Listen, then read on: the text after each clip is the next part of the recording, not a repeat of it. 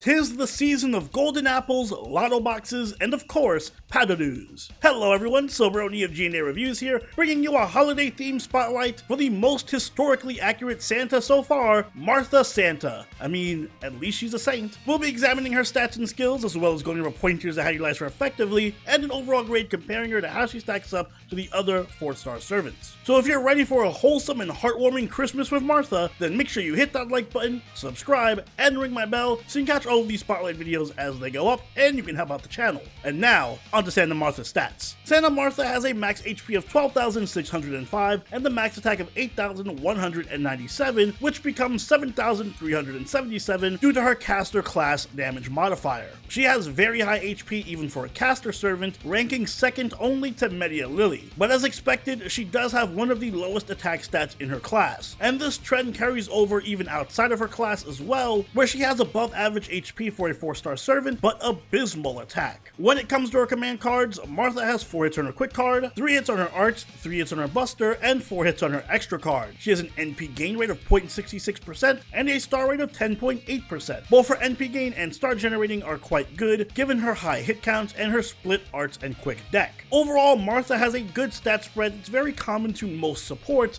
with heavy focus on defense and utility and little to none in attack. Taking a look at her skills, Martha's first skill is Martha's Home Cooking, rank EX. This skill increases an ally's attack for 3 turns between 20 and 30%, and increases their max HP for 3 turns between 1,000 and 2,000, both of these effects depending on level. Finally, it will also charge their NP gauge by 20%. Her second skill is Elder Sister's Meddling, rank B. This skill NP seals all enemies for 1 turn, and reduces their defense for 3 turns between 10 and 20% depending on level. And finally, Martha's last skill is Santa Claus's Invitation, rank C+. This skill increases an ally's critical star absorption rate for 1 turn between 3,000 and 5,000%, generates 10 crit stars, and it charges Martha's own NP gauge between 20 and 30%, both of those effects depending on level. As for her passives, Martha has Territory Creation, rank B, which increases her arch card effectiveness by 8%, Item Construction, rank D, which increases her debuff success rate by 4%, and Riding, rank EX, which increases her quick card effectiveness by 12%. Moving on to her deck and Noble Phantasm, Martha has a quick arts deck with Quick, Arts Buster, and a quick Noble Phantasm. Her Noble Phantasm is Happy Merry Christmas. It's an AoE party buff that increases the party's attack by 20% for 3 turns, increases the party's damage against demon, divine, or undead enemies for 3 turns between 30 and 50% depending on NP level, generates 20 crit stars, and it recovers the party's HP between 2,000 and 4,000 depending on overcharge. As a welfare servant, Martha's level ascension mats are basically free. She just needs 4 copies of the Ladle Wand, which everyone will get as a reward for completing this year's Christmas event.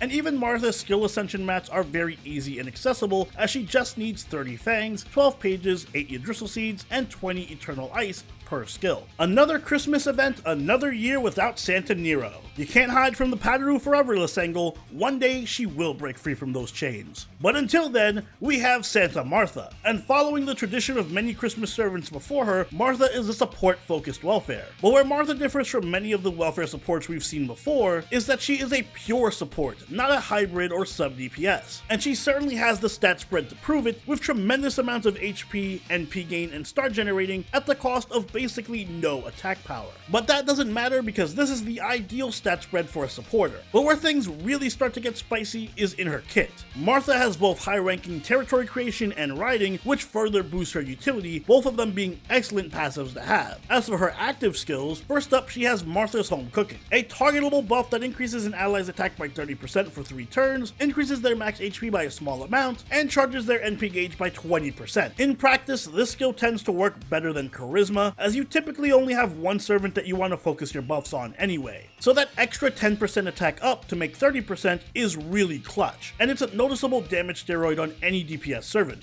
But the icing on the cake is that NP battery. 20% charge may not seem like a lot, but it really is. And it makes activating turn 1 NPs or looping Noble Phantasms much easier on a plethora of servants. The 2000 HP increase is more useful as a heal than anything else, but it can come in handy in some niche situations. Martha's second skill is Elder Sister's Meddling. It lowers all enemies' defense by 20% and it NP seals them. This skill focuses more on debuffing enemies rather than buffing up your DPS, so it gives Martha some diversity in her utility. And boy is this some great utility. Assuming the defense down lands, that means enemies are going to be taking a full 50% additional damage from your DPS when combined with the attack buff from her last skill. Not only that, but AoE and PCO is one of the rarest and most valuable forms of debuffing around. It can literally buy an entire team an extra turn for a difficult challenge quest, no matter how many enemies there are on screen. Finally, Martha has Santa Claus's Invitation. This one increases crit star absorption for an ally by a large amount, and it produces 10 crit stars, as well as charging Martha's NP gauge by 30%. Unfortunately, it doesn't provide any crit damage buffs, which would have made the skill incredibly powerful. But alas, it's still a good consistency tool when supporting a crit DPS. Between the bump to star weight and the extra stars, it basically ensures that the targeted ally will be critting that turn. And the star absorb buff is so strong, it's even going to work on Berserkers and Avengers. But the real strong selling point of the skill is the 30% charge for Martha. It makes it very easy for her to access her Noble Phantasm whenever she needs to, and even makes her capable of looping and stacking her NP in the right team comp. More on that a little bit later though.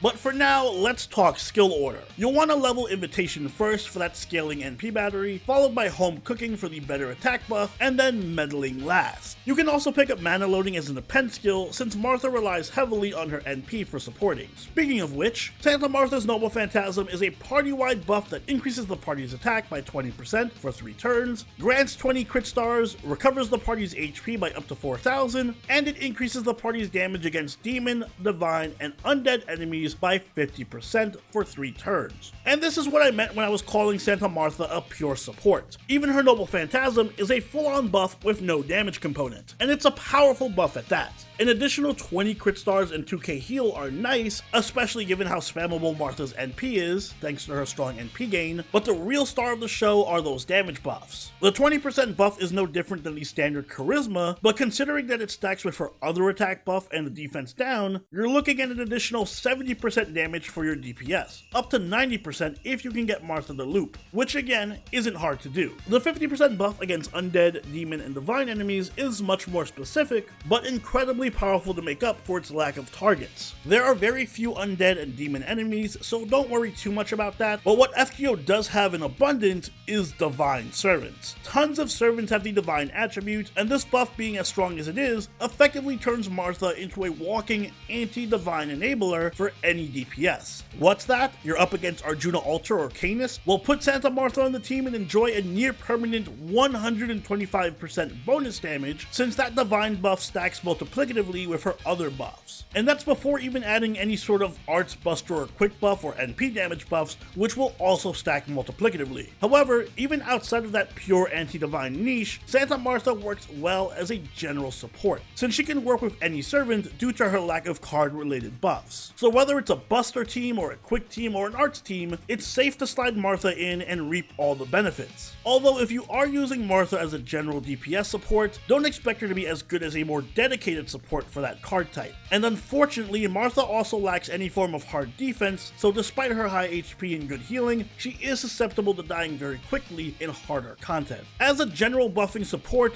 Martha has the benefit of being able to fit into almost any team without any issue, so feel free to slide her pretty much anywhere if you feel your DPS is lacking damage. However, she's most productive when specifically supporting single target DPS servants that deal massive damage against bosses. Servants like Ushi, Musashi, Jalter, and Melt. All of them are top tier damage dealers and excel in challenge quests, and all of them benefit greatly from the anti-divine damage modifier because it stacks multiplicatively with their card and NP buffs from their kits. Santa Martha's Bond CE is the Sky that I looked up at. It increases the party's damage against divine, demon, and undead enemies by 15% and increases healing by 20%. This is actually not a bad Bond CE. Since Martha is a pure support, her damage matters very little, and this does help give her additional small damage boosts to her allies when facing divine enemies. Other than her Bond CE, the usual support CEs that generate crit stars, like 2030 and General Meeting, are going to be your go-tos, as are CEs like Therapeutic Spa and Prisma Cosmos Cosmos, since they do help generate some NP charge. In the future, Cactus City can be a fun CE for Santa Martha, since it helps with star generating, charges her NP every turn, and increases her NP gain rate. As for command codes, you can give Martha any code that heals allies or generates crit stars to help her with her support role, but personally I really like Priestess of the Silver Key, since it not only produces crit stars, but also removes enemy attack buffs, so it gives Martha a little bit of extra utility that she doesn't already have in her kit. Overall, Santa Martha is one of the best Santas that we've ever gotten a visit from.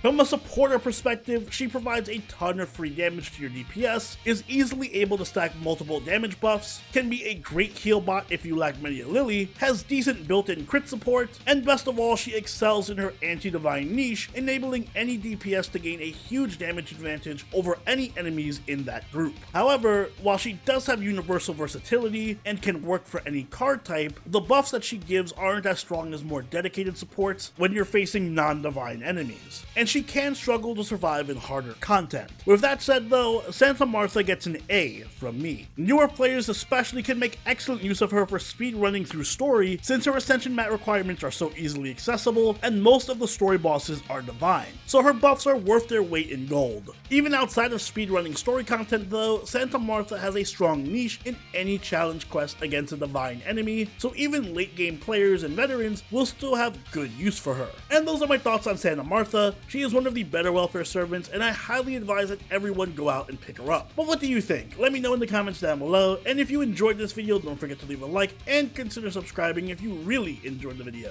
Join the party over on our Discord, chill with us on Twitch, and follow us on Twitter, and I'll see you all in the next Servant Spotlight. Soberoni out. Later.